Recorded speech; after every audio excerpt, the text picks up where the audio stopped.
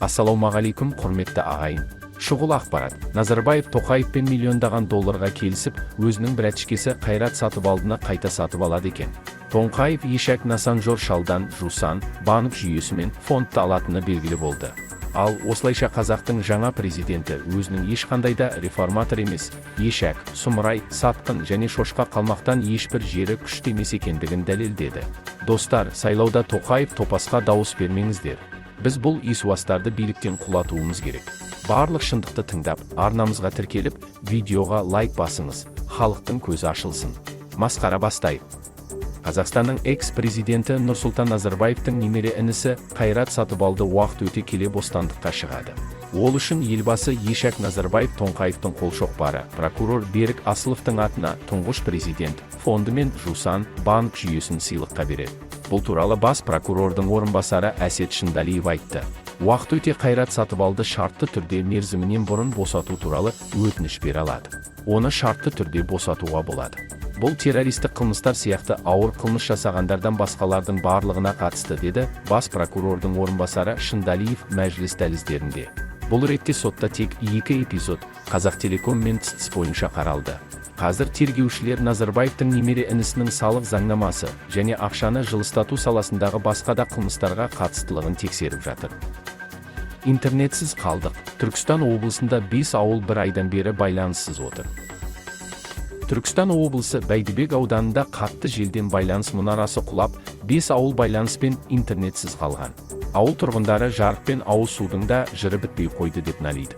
Ауыз суды есекпен тасимыз. Интернеті өшкен Жыланды ауылының тұрғыны Мықтыбек Жұмановтың айтуынша, көршілес жатқан Қызыл Арық, Амансай, Талап, Түйетас ауылы да байланыссыз қалған. Тұрғындар туған туыстың хабарын білмек былай тұрсын, жедел жәрдем қызметі мен төтеншеліктерді шақыра алмай әлекке түскен. 1 ай болды. Қатты жел тұрды да интернет өшті. Білесіздер, қазір оқудың бәрі интернетке байланған. Мұғалімдер мен оқушыларға обал болды. Күндіз сабақ өтеді, түнде қырға шығады. Ол жерден таппаса ауылдарды аралап сабаққа дайындалады, журнал толтырады. Осылай интернет іздеп ауыл кесіп кетті. Қайда барамыз, кімге айтамыз? Әкімдік құрғақ уәде береді, орындамайды дейді ол. Жыланды ауылындағы 150-ге тарта отбасында 800-ге жуық адам тұрады. Тұрғындар мал асырап, егін егіп күн көреді. Газ жоқ. Көшелеріне төселген асфальттың өзі ескірген. Интернеттен бөлек тіршілікке ең қажетті деген жарық пен судың жайы да ауыл халқын алаңдатады. Ала жаздай жарық пен судың азабын көрдік. Трансформатор күйіп кетті. Жарық болмаған соң суда тоқтады. Бала күнімізде ауыз суды есекпен таситын еді. Енді осындай дамыған заманда немерелерім де суды есекпен тасып жүр. Бұл сұмдық қой, дейді ауыл тұрғыны Мақұлбек Айдарбеков. Жыланды ауылының тұрғындары жарықтың сөнуіне тек трансформатордың күйіп кетуі емес, электр сымдары тартылған бағаналардың шіріп кетуі себеп дейді. Олар бағаналардың қойылғанына 50 жылдан асқанын, балалар тоққа түсіп қала ма деп алаңдайды. Ауыл ішіндегі бағаналардың көбі қисайған, көбеткен желден электр желісі үзіліп кетеді. Кей бағаналардың түбіне бетон құйылған, кейбірінің жанына қазық қағып, сыммен байлап тастаған. Интернетпен байланысты қалпына келтіруге уақыт керек. Жыланды ауылындағы интернеттің өшуі, жарықтың жиі сөнуімен ауыз судың жырынан аудан әкімшілігі хабардар. Боралдай ауылдық округі әкімінің міндетін атқарушы Нұржан Сыздықбаев ауыл тұрғындарының талабымен таныс.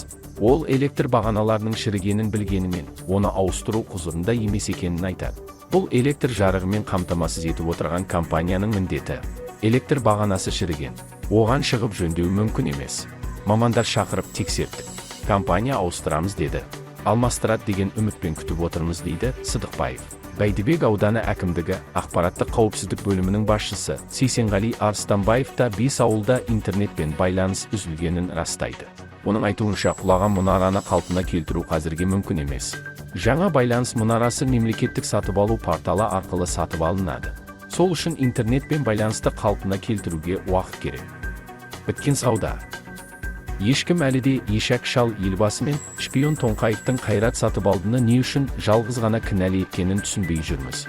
Қалмақта орыстың жезөкшесі Тоқаев та Сатыбалдымен өте жақсы қарым қатынастайды. Әрдайым миллиондаған теңге қаржылай көмек жіберетін. Өйткені қаңтар оқиғасы кезінде сол кездегі Қр ұлттық қауіпсіздік комитеті төрағасы Кәрім Мәсімов төрағасының бірінші орынбасары қызметін атқарған інісі Самат Әбіш бұл рөлге әлдеқайда лайық және қасында өте жақсы көрінетін еді. Оның үстіне, біздің инсайдерлердің айтуынша, қазір тергеу изоляторында отырғандар да, бостандықта жүргендер де, арнайы қызметкерлерінің берген айғақтарында облыстық басқарманың ғимараттарын тастап кету туралы шешім қабылданған. Қазақстан Республикасы ОХК департаменттеріне наразылық білдірушілерге шабуыл жасалған жағдайда екеуі Мәсімов пен Әбіш қабылдады.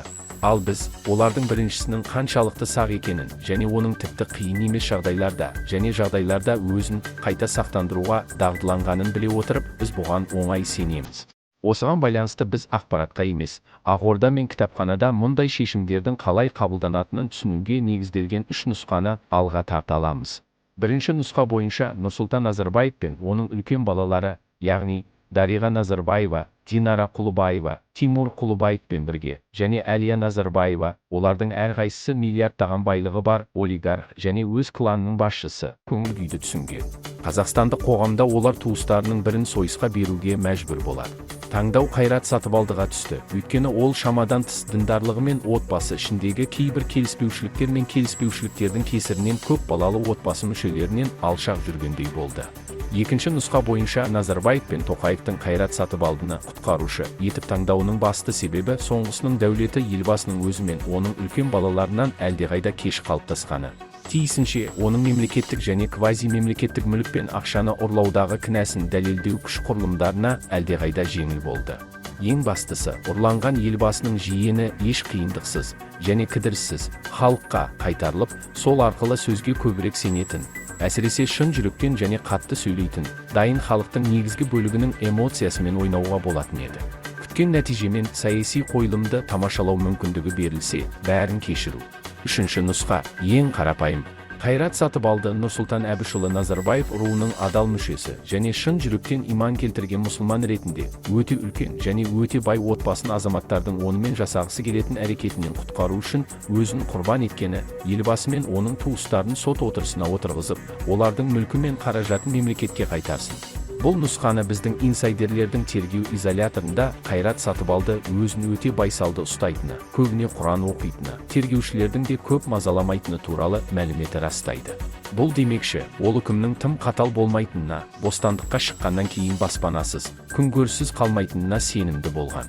Біз одан әрі дамуды болжауға міндеттеме алмаймыз.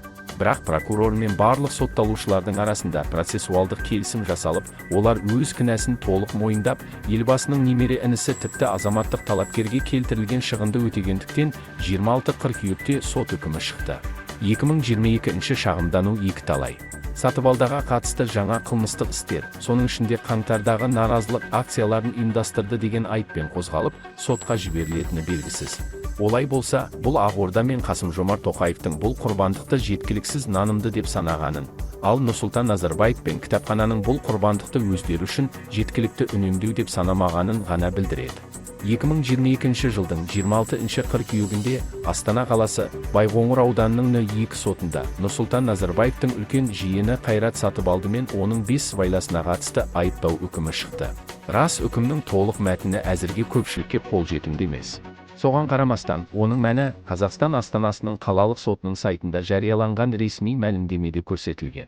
Бұл тақырып кеңінен тыңдалып, сот залынан алынған ақпаратты көптеген республикалық және аймақтық бақта қайталап айтқандықтан, біз сот пресс-релизінен бірнеше негізгі дәйек сөздермен ғана шектелеміз, екпін берілген. 2022 жылдың 26 қыркүйегінде Астана қаласы Байқоңыр ауданының 2 соты, көлік қызметі орталығы, ақының мүлкін жымқыру фактісі бойынша Сатыбалдыұлы Мұхамбетжанұлы Бекетовға қатысты айыптау үкімі шығарды. Бұдан әрі және Сатыбалдыұлы Қоңырбаева Муравиева Қазақтелеком ақына бұдан әрі мүліктік зиян келтіру туралы кейбір ақпарат құралдары Сатыбалдыұлы қаңтардағы тәртіпсіздіктерді ұйымдастыруға. Тергеу бұл бөлім бойынша айып тағылған жоқ. Іс материалдарынан 2018-2021 жылдар аралығында Сатыбалдыұлы орындаушылар ретінде алдын ала сөз байласу жасаған ақының басшы лауазымды адамдары директорлар кеңесінің төрағасы Мұхамбетжанұлы мен ақ президенті Бекетов қызметтік өкілеттіктерін пайдалана отырып, ЖФ қаражатын жымқыру жолымен ұрлауды ұйымдастырған. Сотталған адам бақылайтын компаниялармен жалған шарттар жасасу арқылы ақ қаражатын алып қою арқылы. Сонымен қатар 2018-2022 жылдар аралығында сатып алды ұлы. Қанурбаев мен және корпоративтік кәсіпкерлік дирекциясының директорымен алдын ала сөз байласу бойынша бір топ адамдар жасаған ұрлық белгілері болмаған кезде сенімге қиянат жасау және алдау жолымен ақ мүлкінің иесіне мүліктік залал келтіруді ұйымдастырған. Ақ Муравьев бір бақыланатын жеткізуші Казтелком іс-шісі арқылы байланыс арналарының құны, абоненттік төлемсіз байланыс арналарын қосу.